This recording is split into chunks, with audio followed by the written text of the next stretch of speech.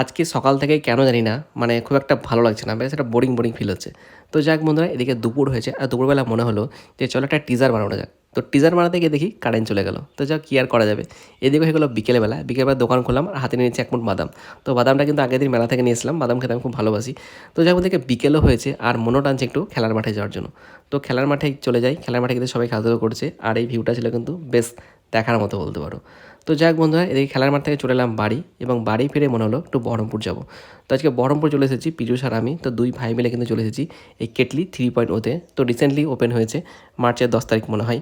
তো যাক বন্ধুরা এমএসটা কিন্তু বেশ ভালো আর এর কিন্তু একটা আলাদা করে ভিডিও আমি বানিয়েছি। তোমরা চাইলে একবার চেক আউট করতে পারো আমার প্রোফাইলে বা আমার চ্যানেলে গিয়ে। তো যাক বন্ধুরা এখান থেকে অর্ডার দিলাম খাবার দাবার। তো খাবার দাবার চলে এসেছে। খাবার দাবারের স্বাদও বেশ ভালো ছিল। তো যাক বন্ধুরা চলো এদিকে খাওয়া দাওয়া কমপ্লিট করে আমরা কিন্তু বাড়ি ফিরছিলাম এবং সেই সময় মনে হলো যে একটা কিন্তু ভালো জায়গায় স্পেশাল চা খাওয়া যেতেই পারে। আর এদিকে চা খেতে এলাম কিন্তু কুঞ্জঘাটা এই বাবুদার কাছে। তো চলো বন্ধুরা চা খেয়ে আজকে ভিডিওটা এখানেই এন্ড করলাম।